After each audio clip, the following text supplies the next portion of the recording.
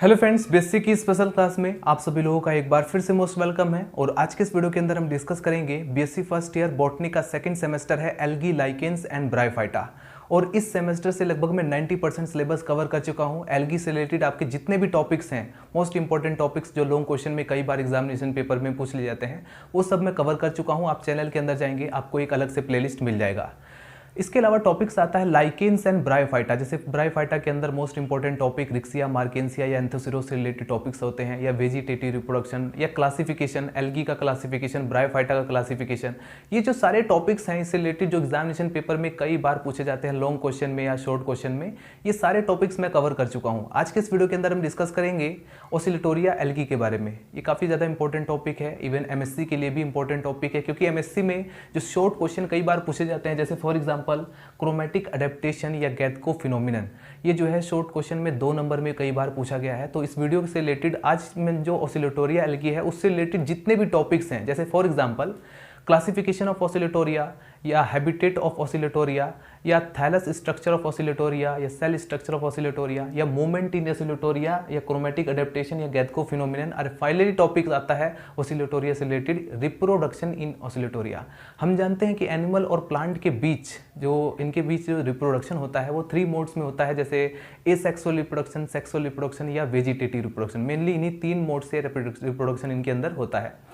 तो ये जो ऑसिलेटोरिया एल्गी है ये ब्लू ग्रीन एल्गी है, और ब्लू ग्रीन जितनी भी ब्लू ग्रीन एल्गी है सभी के सभी मिक्सोफाइसी के अंदर रखी गई हैं, ठीक है, क्लास मिक्सोफाइसी के अंदर।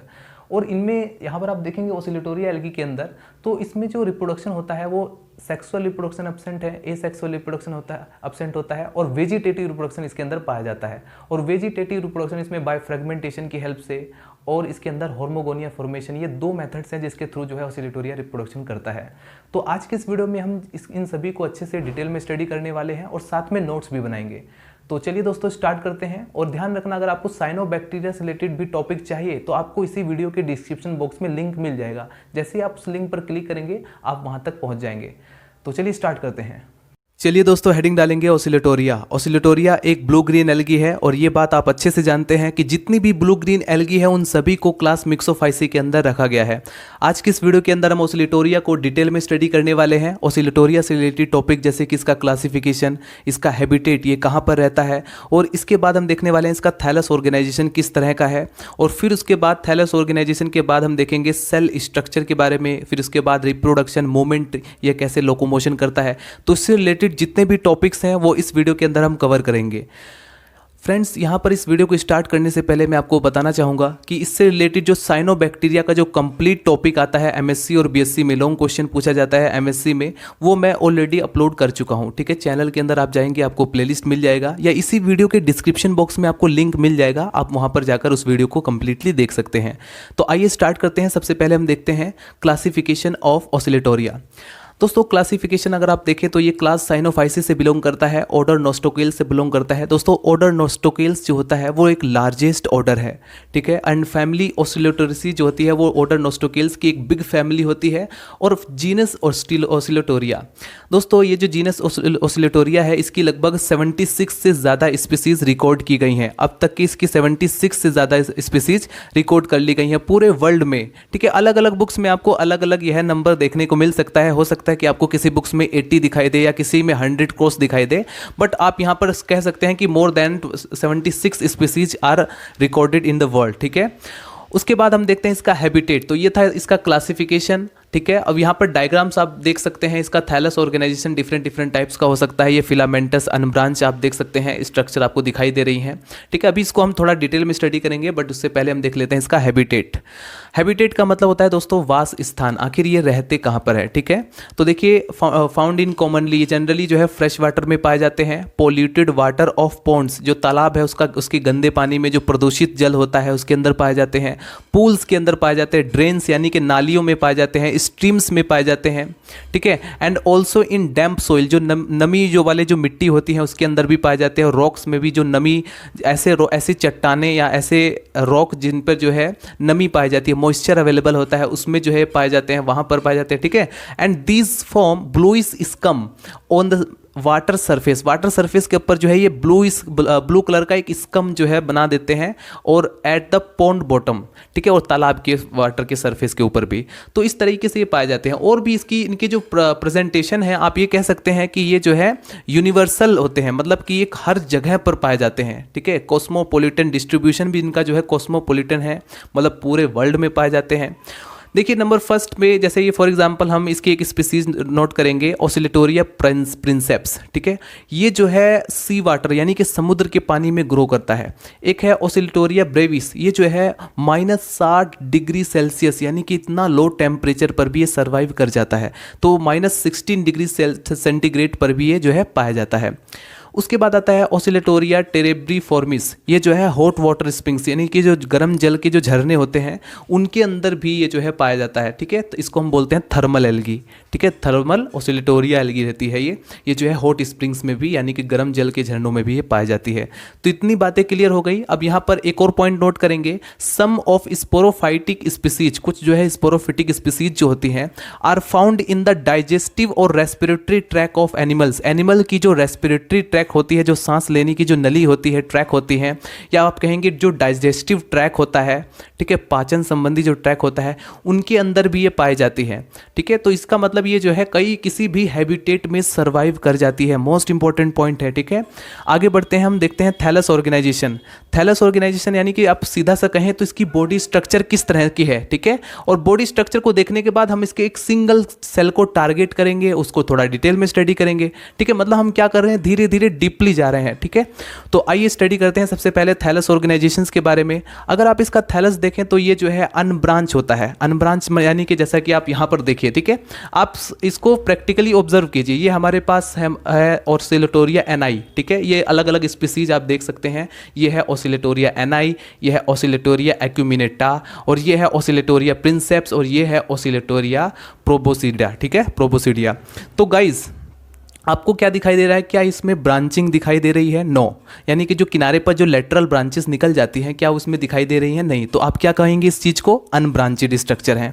दूसरा फिलामेंटस है, यानी कि आप एक देख सकते हैं कि फिलामेंट लाइक स्ट्रक्चर आपको दिखाई दे रही है, तो हम कहेंगे ये जो है अनब्रांचेड फिलामेंटस एल्गा है, ठीक है। फिलामेंट में बी आइदर अटैचड और फ्री फ्लोटिंग। अब ये जो फिलामेंट है ये किसी जगह अटैच भी हो सकता है, यानी कि कहीं पर चिपक कर भी रह सकता है, ठीक है, हैबिटेट के अंदर, और कहीं पर ये फ्लोटिंग यानी कि तैरता हुआ भी पाया जा सकता है। And rarely occur in single.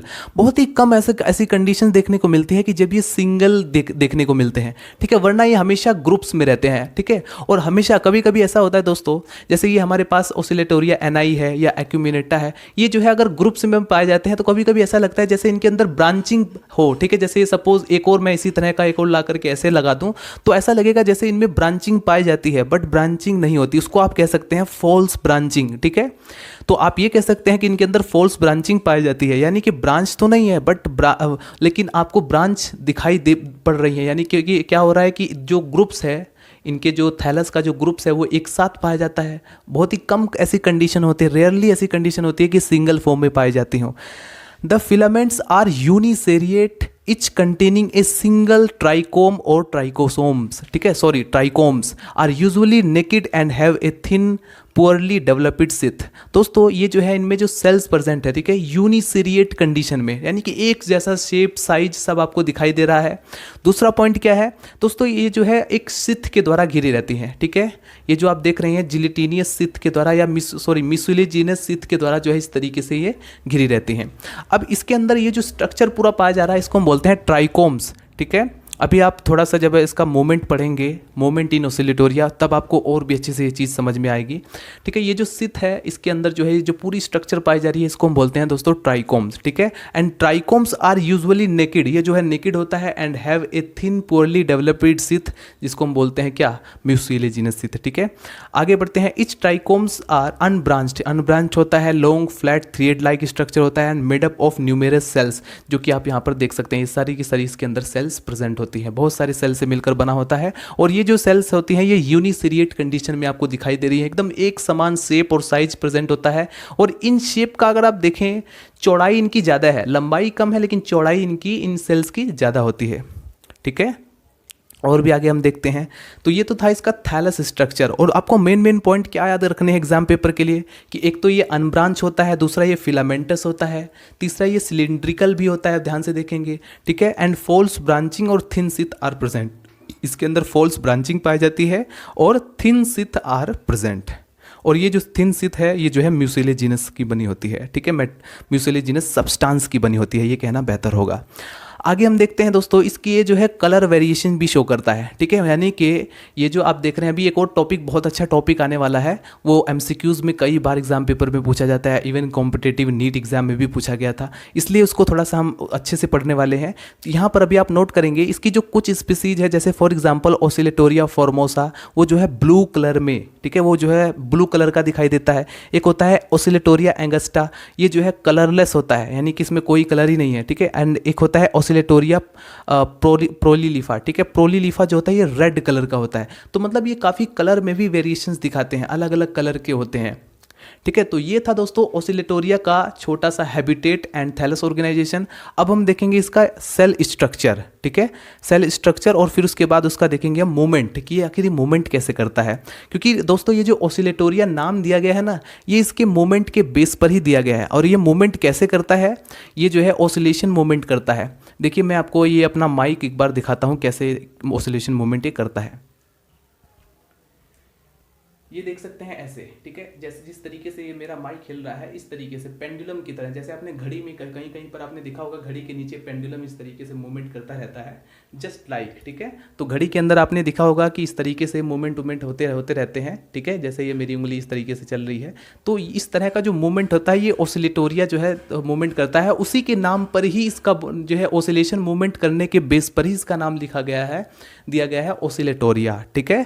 तो चलिए इसको फटाफट आप नोट कीजिए। चलिए दोस्तों हेडिंग डाल लीजिए सेल स्ट्रक्चर ऑफ ऑसिलेटोरिया।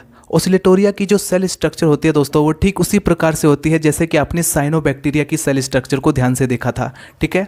तो आइए इसकी सेल स्ट्रक्चर को भी हम अच्छे से डिवाइड करके स्टडी करते हैं। दोस्तों जो ऑसिलेटोरिया का जो सेल स्ट्रक्चर है आप इसको दो पार्ट्स में डिवाइड कर सकते हैं इसके सेल को, एक होता है सेल वॉल और एक होता है प्रोटोप्लाज्म। सेल वॉल मतलब कि आउटर कर्विंग, जो सेल की जो आउटर कवरिंग होती है, जो बाउंड्री होती है उसकी बात की जा रही है, वो जो है उसके जो है 4 लेयर्स होते हैं, जैसा कि आपने साइनोबैक्टीरिया की सेल में भी देखा था। तो जनरली आप कहेंगे 3 लेयर होता है, आउटर लेयर जो कि सबसे बाहरी लेयर होता है, एक होता है मिडल लेयर जो कि बीच वाला लेयर होता है, एक होता है इनर लेयर जो सबसे अंदर की तरफ होता है, और उस इनर लेयर के अंदर होता है प्लाज्मा मेम्ब्रेन। तो आप कह सकते हैं कि 4 लेयर का बना होता है, ठीक है। आउटर लेयर जो होता है वो म्यूसिलेजिनस सिथ का बना होता है, जैसा कि आप देखेंगे सिथ प्रेजेंट होगी जो कि म्यूसिलेजिनस सब्सटेंस की बनी होती है। मिडिल लेयर जो बीच वाली जो लेयर होती है वो जो है पैक्टिन की बनी होती है, और उसके बाद जो इनर लेयर होगी वो सेलुलोसिक लेयर होती है, ठीक है। तो आपको 3 लेयर्स आपको दिखाई दे रहे हैं। तो इसको ये तो हो गया सेल वॉल हमने पढ़ा।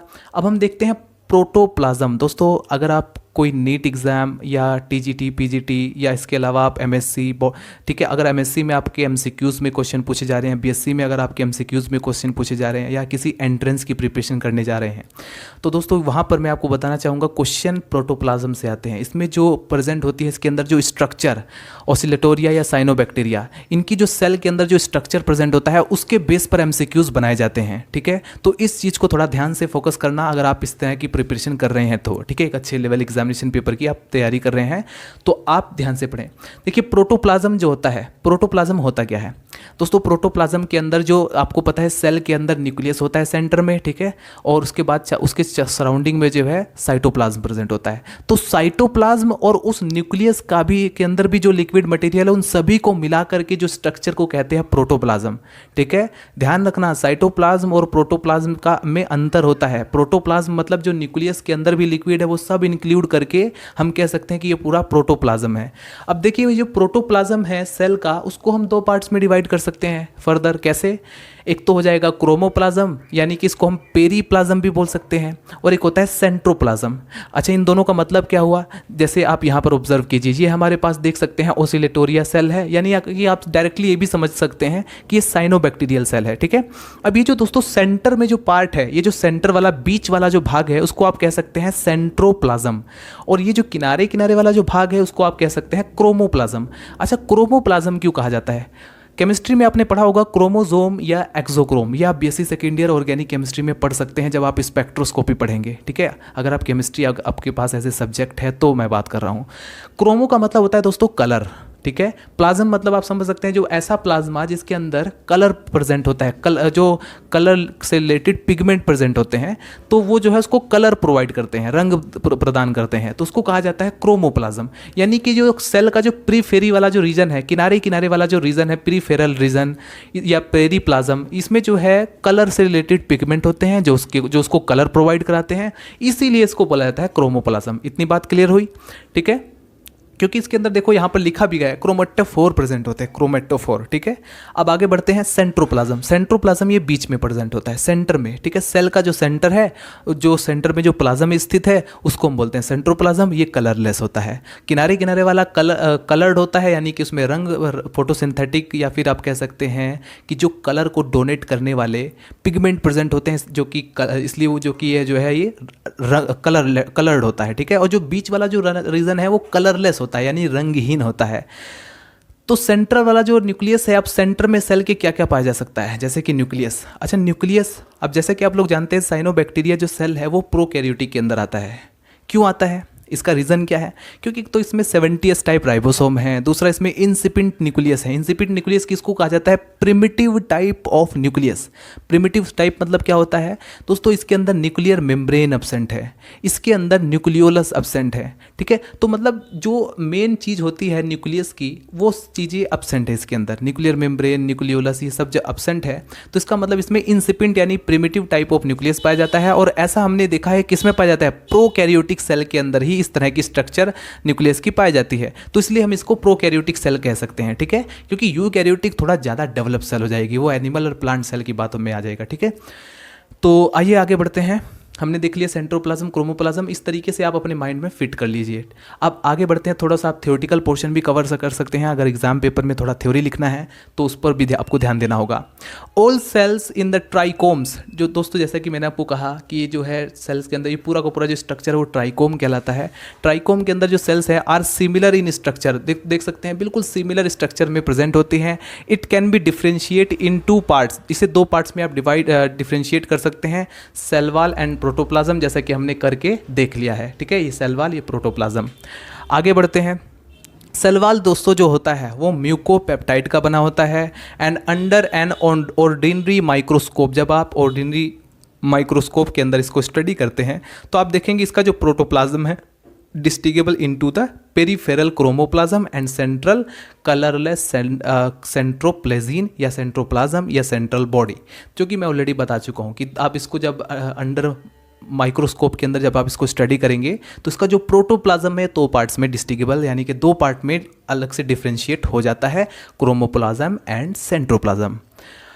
आगे बढ़ते हैं। Ultra structure of cell shows that the chromoplasm contain photosynthetic lamellae. जब आप इसकी अल्ट्रा स्ट्रक्चर से देखोगे तो आपको पता चलेगा कि क्रोमोप्लाज्म के अंदर फोटोसिंथेटिक लैमेली होती है और single thylakoid which often run parallel one another, एक दूसरे के ऊपर सिंगल थैलेकॉइड्स प्रेजेंट होते हैं, जैसे कि आप यहाँ पर देख सकते हैं, ठीक है। अब थैलेकॉइड के अंदर क्या प्रेजेंट होता है? थैलेकॉइड कंटेन फोटोसिंथेटिक पिगमेंट, इसके अंदर फोटोसिंथेटिक पिगमेंट प्रेजेंट होते हैं।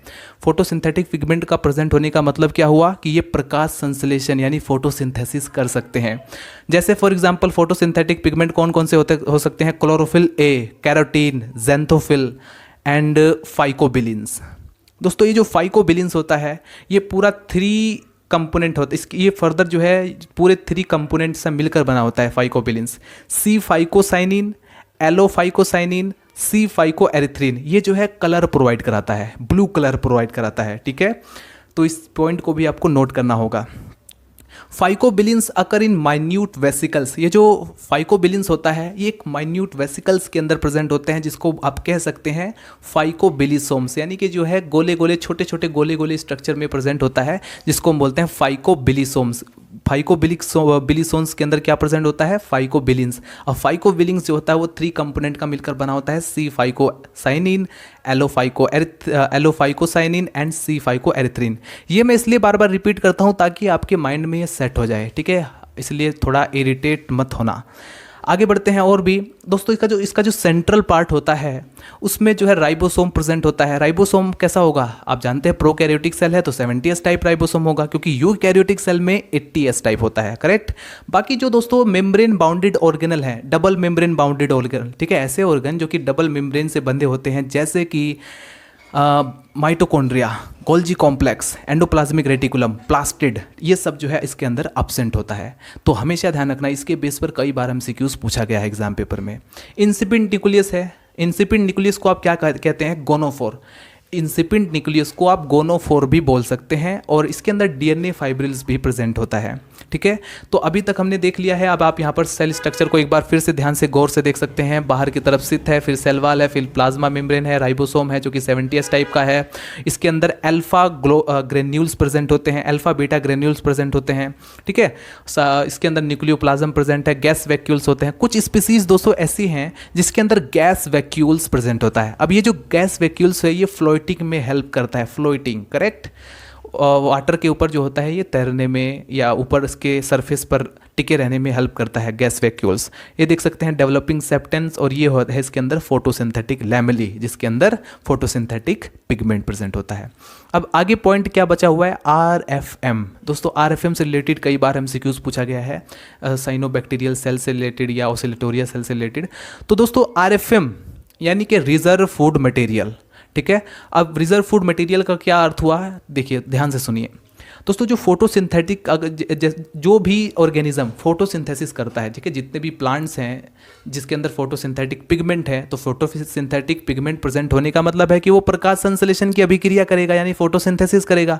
फोटोसिंथेसिस करेगा यानी कि वो कुछ ना कुछ तो प्रोडक्ट बना रहा है, फोटोसिंथेसिस के द्वारा वो फूड बना रहा है। तो वो फूड जो है कहीं ना कहीं तो रिजर्व होगा। तो जो जिस फॉर्म में होता है, जो रिजर्व फूड जो होता है वो जिस फॉर्म में रिजर्व होता है उसी को कहा जाता है रिजर्व फूड मटेरियल। जैसे कि साइनोफिशियन स्टार्च, इसके अंदर जो है साइनोफिशियन स्टार्च की फॉर्म में रिजर्व फूड मटेरियल जो है इसके अंदर स्टोर रहता है। और उसके बाद आप देखेंगे lipids, globules, alpha and beta granules के भी इसमें प्रेजेंट होते हैं।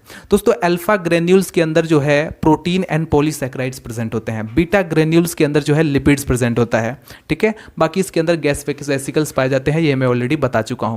थैलस स्ट्रक्चर में देखेंगे ये होती है सबसे ऊपर, बाहर ऊपर की तरफ जो आप देखेंगे ये है एपिकल सेल्स, ठीक है। और ये इसमें सेपरेशन डिस्क बन जाएगी। देखिए ध्यान से देखिए, ये सेपरेशन डिस्क और ये सेपरेशन डिस्क, इन दोनों के बीच जो सेल्स बची हुई हैं इसको बोलते हैं हम दोस्तों हार्मोगोनियम।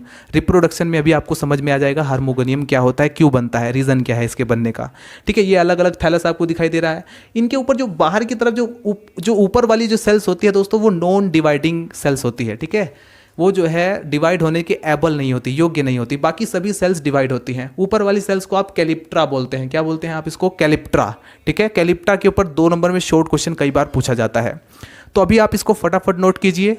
दोस्तों कवर करते हैं ओसिलेटोरिया से रिलेटेड कुछ बचे हुए topics. Number 1 movement in Oscillatoria, number 2 chromatic adaptation and Gaidukov phenomenon, number 3 reproduction in Oscillatoria. Most important topic है, इसको अच्छे से हमें पढ़ना है, ठीक है, क्योंकि 2 नंबर में शॉर्ट क्वेश्चन में कई बार ये पूछा गया है। मूवमेंट इन ओसिलेटोरिया, कैसे ये मूवमेंट करता है, जैसे कि मैंने आपको बताया कि इसमें जैसे कि ये देख सकते हैं, ये हमारे सामने ओसिलेटोरिया का एक फिलामेंट है, ये ऐसे मूवमेंट करता है, ऐसे मूवमेंट करता है, ऐसे मूवमेंट करता है, ऐसे मूवमेंट करता है। तो इस तरह से ये मूवमेंट करता रहता है, ऐसे ऐसे हिलता रहता है, ठीक है। तो इसको क्या कहोगे आप, जैसे आपने घड़ी के नीचे पेंडुलम दिखा होगा, इस तरीके से मूवमेंट करता है। जैसे ये मेरी उंगली है, ऐसे ऐसे, ठीक है, इस तरीके से 30 डिग्री पर इस तरह से रोटेट होता रहता है। तो इस तरह का जो मूवमेंट होता है उसको हम बोलते हैं ओसिलेटिंग मूवमेंट, ठीक है। और ओसिलेटिंग मूवमेंट के नाम से ही इसका नाम ओसिलेटोरिया बना, ठीक है। इसकी वजह से ही इसका नाम जो है रखा गया ओसिलेटोरिया। दूसरा मूवमेंट है दोस्तों ग्लाइडिंग मूवमेंट, ग्लाइडिंग और क्रिपिंग मूवमेंट, ठीक है। तो 2 नंबर में शॉर्ट क्वेश्चन में कई बार ये पूछ लिया जाता है, तो आप इसको अच्छे से नोट करेंगे। The name of Oscillatoria, oscillare to swing is given to the algae due to the peculiar movement shown by the trichome. इसका जो ट्राइकोम होता है ये इस तरह का मूवमेंट शो करता है। And it is called oscillatory movements, इसी को हम ओसिलेटरी मूवमेंट्स कहते हैं। And these are pendulum like, ये जो है पेंडुलम लाइक होता है, ठीक है। पेंडुलम जिस तरह से पेंडुलम मूवमेंट करता है इसी तरह से ये भी जो है ओसिलेटरी मूवमेंट करता है, ठीक है। इसलिए इसका नाम गिवन किया गया ओसिलेटोरिया। तो ये आप डायग्राम समझ सकते हैं। ये जो दूसरा वाला जो डायग्राम है इसको बोलते हैं दोस्तों ग्लाइडिंग और क्रीपिंग मूवमेंट, ठीक है। ये तो है इसका जिलेटिनियस सिथ, जो बाहर की तरफ जो आउटर कवरिंग होती है ये है जिलेटिनियस सिथ। और इसके अंदर की तरफ जो ये जो आपको दिखाई दे रहा है जिसको हम क्या बोलते हैं, मोस्ट इंपॉर्टेंट टॉपिक है। इसको अंदर वाले रीजन को क्या बोलते हैं हम, ट्राइकोम, ठीक है, क्या बोलते हैं, ट्राइकोम। इसका जो ट्राइकोम होता है ये एक, जैसे ये फॉर एग्जांपल इसका ये बाहर वाला जो आउटर कवरिंग है कहीं चिपक गया किसी सरफेस से, तो ये आगे पीछे, फॉरवर्ड बैकवर्ड, इस तरीके से ये मूव करता रहता है। तो उसको क्या कहोगे, the tip of trichome moves forward and backward along it's long axis. तो इसको कहा जाता है ग्लाइडिंग और क्रिपिंग मूवमेंट। और लास्ट में आता है bending movement. The tip of trichome show bending movement. इसका जो टिप होता है वो बेंडिंग मूवमेंट शो करता है, ठीक है। चलिए अच्छा, आपको मैं डायरेक्टली, जैसे कि आपने अभी तो ये देखा थ्योरेटिकल, आपको प्रैक्टिकली देखना है, ऑब्जर्व करना है। तो चलिए ठीक है, आइए देख लेते हैं। So guys, here you can see movement in oscillatoria. There is 4 type of movement are occur in oscillatoria. Number first is that oscillating movement, which is also called as pendulum like movement. इसमें जो इसकी body होती है वो pendulum like movement करती है. Number second is that gliding movement, which is also called as creeping movement. इसमें जो इसकी ऑसिलेटोरिया की जो बॉडी होती है वो फॉरवर्ड टू बैकवर्ड मूवमेंट करती है। Number third is that revolutions. इसमें जो इस बॉडी का जो टिप वाला रीजन होता है वो clockwise to anti clockwise movement करता है। And number fourth is that sliding and bending movement. इसमें जो इसकी बॉडी होती है बेंड करती है उस पर। अगर तो गाइज फाइनली आपने देखा कि किस तरह से ऑसिलेटोरिया मूवमेंट करता है। अब हम देख लेते हैं क्रोमैटिक अडेप्टेशन या गैदको फिनोमिनन, ठीक है। तो आइए सबसे पहले आप इसको थ्योरेटिकली नोट कर लीजिए, फिर उसके बाद हम इसको समझाते हैं। It is the phenomenon in which algae absorb maximum light to perform photosynthesis, in this process, इस प्रोसेस में क्या होता है, the pigment composition change to increase its efficiency for the maximum adoption of light. Gaidukov it's also known as complementary chromatic adaptation. जैसे for example हम एक example लेते हैं ऑसिलेटोरिया का, सैंक्टा, ठीक है। ये जो स्पीसीज है ये क्या करती है, अगर आप इसको रेड कलर में रखते हैं, रेड कलर की लाइट इसको देते हैं तो ये ग्रीन कलर में दिखाई देती है, ठीक है। अपना कॉम्प्लीमेंट्री कलर विजिबल होता है, इसका जो कॉम्प्लीमेंट्री कलर है वो विजिबल होता है, तो इसलिए इसको हम कॉम्प्लीमेंट्री क्रोमैटिक अडेप्टेशन भी कहा करते हैं, ठीक है। अगर आप येलो देते हैं तो ये ब्लू ग्रीन में दिखाई देता है, अगर आप ब्लू ग्रीन देते हो फिर येलो कलर में दिखाई देता है, अगर आप ग्रीन लाइट अगर देते हो तो ये जो है रेड ब्लू इस कलर में दिखाई देता है। तो इस तरह से ये जो है कलर्ड में दिखाई देता है, ठीक है। जो है डिफरेंट कलर इसका कॉम्प्लीमेंट्री कलर दिखाता है। तो ये इस तरह का जो फिनोमिना होता है इसको कहा जाता है गैदको फिनोमिना, ठीक है। आप एग्जांपल ले सकते हैं ऑसिलेटोरिया सैंक्टा। तो ये था क्रोमैटिक अडेप्टेशन और गैदको फिनोमिनन, ठीक है। और ये था मूवमेंट ऑफ ऑसिलेटोरिया। तो आई होप आपने ये नोट कर लिया होगा। अब हम समझते हैं रिप्रोडक्शन इन ऑसिलेटोरिया। दोस्तों जनरली रिप्रोडक्शन 3 मोड्स में होता है, sexual reproduction, asexual reproduction, vegetative reproduction. अब ये जो ऑसिलेटोरिया एल्गी होती है या ब्लू ग्रीन एल्गी होती है, इनमें सेक्सुअल रिप्रोडक्शन और एसेक्सुअल रिप्रोडक्शन इनमें अब्सेंट होता है, ठीक है। ये बात क्लियर हुई, यानी कि इसमें सिर्फ वन टाइप से रिप्रोडक्शन होता है, वेजिटेटिव रिप्रोडक्शन, यानी कि जिसको हिंदी में बोला जाता है वर्धी जनन, ठीक है। तो देखिए वेजिटेटिव रिप्रोडक्शन जो होता है इसमें 2 टाइप से होता है। Number first by fragmentation and number second by the hormogonia formation. तो फ्रेगमेंटेशन में क्या होता है ये तो आप अच्छी तरह से जानते हैं, अगर आपने मेरे पिछले लेक्चर्स को देखा है तो मैं वहाँ से बताता आ रहा हूँ कि फ्रेगमेंटेशन मतलब जैसे फॉर एग्जांपल ये इसका थैलस है, ठीक है। ये हमारे सामने ऑसिलेटोरिया का थैलस है। ये थैलस क्या करता है, अब किसी एक्सीडेंटली टूट जाए या फिर सपोज जैसे कि जल की धारा बहुत तेज़ी से चल रही है तो उस कंडीशन में ये टूट जाए, ब्रेक हो जाए इसका थैलस, तो ये थैलस अलग होकर के सेपरेट होकर के एक नया ऑसिलेटोरिया एल्गी का थैलस बना सकता है। या फॉर एग्जांपल कभी कभी ऐसा होता है कि किसी एनिमल्स या इंसेक्ट की वजह से टूट जाए, तब भी ये ब्रेक होने के बाद फाइनली किसी भी मेथड से ये ब्रेक हो, ठीक है। आप इतना अपने माइंड में ये रखिए कि इसका जो थैलस है वो किसी भी मेथड से ब्रेक हो जाए, टूट जाए, तो वो जो टूटा हुआ थैलस होगा वो एक नया थैलस फॉर्म कर सकता है, ठीक है। इतनी बात उसके अंदर कैपेबिलिटी होती है कि वो नया थैलस को फॉर्म कर ले, ठीक है। तो आप नोट करेंगे थ्योरेटिकल, ठीक है। यहाँ पर मैंने लिखा है इसलिए क्योंकि 2 नंबर में शॉर्ट क्वेश्चन में पूछा जाता है, तो आप इसको इतना कम से कम लिखेंगे, कम से कम 14 वर्ड्स आपको लिखना होगा अगर 2 नंबर में पूछा जाता है, ठीक है। तो it occurs due to the accidental breakage of the filament जो है एक्सीडेंटली ब्रेक हो जाए, या biting some insect and animals के बाइटिंग या इंसेक्ट की वजह से, ठीक है। And filament divide into the small pieces और फ्रेगमेंट। इसका जो फिलामेंट होता है वो स्मॉल पीसेज और फ्रेगमेंट्स में डिवाइड हो जाता है, टूट जाता है। And each of this fragment is capable of developing new individuals. हर टूटा हुआ भाग जो है उसके अंदर कैपेबिलिटी होती है एक नए थैलस को डेवलप करने की। तो आई होप आपको ये समझ में आ गया हो। उसके बाद लास्ट में आता है बाय हार्मोगोनिया। हार्मोगोनिया को मैंने साइनोबैक्टीरिया के अंदर भी बताया हुआ है, तो अगर आपने वहाँ पर देखा है तो नो प्रॉब्लम, आप यहाँ पर भी एक बार देख लीजिए, ठीक है। तो short segment of trichome which consist few cells. दोस्तों जैसे ये हमारे सामने दिखाई दे रहे हैं, ये हॉर्मोगोनिया का फॉर्मेशन ही दिखाई दे रहा है। ठीक है, आपको मैं डायरेक्टली थ्योरेटिकल से पहले मैं आपको प्रैक्टिकली समझा देता हूँ। ये देखिए हमारे पास थैलस है। ठीक है, अब इनके बीच में बन चुका है थैलस के सेपरेशन डिस्क। अब ये जो सेपरेशन डिस्क बना, इसमें जब ऐसे यहाँ तक आप देख सकते हैं, ये जो पूरा जो बीच वाला भाग है, जो सेल्स आपको दिखाई दे रही है, ये मिल करके पूरा एक स्ट्रक्चर बना रही है। ये टूट, अगर ये अलग हो जाए तो इसको कहा जाता है हार्मोगोनिया। ठीक है, तो हॉर्मोगोनिया जो है यहीं पर बन चुका है। यहाँ पर देख सकते हैं, ये यहाँ से लेके यहाँ तक का रीजन हॉर्मोगोनिया, ये हॉर्मोगोनिया, ये हॉर्मोगोनिया। हॉर्मोगोनिया कैसे बना? सेपरेशन डिस्क, बीच बीच में जो है जैसे ही सेपरेशन डिस्क बनेगा हॉर्मोगोनिया बन जाएगा। तो इसी तरह से आप यहाँ पर अब नोट कर सकते हैं, short segment of trichome which consist few cells, hormogones are formed. ठीक है, हॉर्मोगोन्स बनता है क्यों? Due to the formation of separation disc. This disc are mucilaginous. ये जो डिस्क बनती है सेपरेशन डिस्क, ये म्यूसिलेजिनस होती है। ठीक है, and pad like and biconcave shape में होती है। And these are form by death of the one or more sales. एक या दो सेल्स या उससे ज़्यादा सेल्स की जो डेथ हो जाती है, इसकी वजह से ये फॉर्म होती है ऑफ द फिलामेंट। ठीक है, and these mucilaginous filled dead cells are also called as the necridia. इसको हम नेक्रीडिया भी बोला करते हैं। तो आई होप आपका ये कंसेप्ट क्लियर हुआ हो। आप सिर्फ माइंड में इतना रखना कि जो रिप्रोडक्शन होता है ओसिलेटोरिया के अंदर सिर्फ वेजिटेटिव रिप्रोडक्शन होता है। दूसरा पॉइंट, इसमें दो तरीके से वेजिटेटिव रिप्रोडक्शन होता है, एक by fragmentation, by hormogonia formation. अगर आप इतना भी लिख देते हैं तो आपको एग्जामिनेशन पेपर में फुल मार्क्स मिल जाएंगे। ठीक है, कभी कभी ये एमएससी में पूरा लॉन्ग क्वेश्चन 10 नंबर में दे देता है ओसिलेटोरिया का, इसलिए मैंने इसको इतना कंप्लीट कराया। ठीक है, सो गाइज उम्मीद करता हूँ ये वीडियो आपके लिए हेल्पफुल रहा हो। अगर आपको ये वीडियो पसंद आता है तो प्लीज़ इसको लाइक करें और चैनल को सब्सक्राइब कर दें। अगर आप बीएससी, एमएससी या नीट की एग्जाम की प्रिपरेशन कर रहे हैं या किसी एंट्रेंस एग्जाम की प्रिपरेशन कर रहे हैं तो ये चैनल आपके लिए काफ़ी हेल्पफुल रहेगा।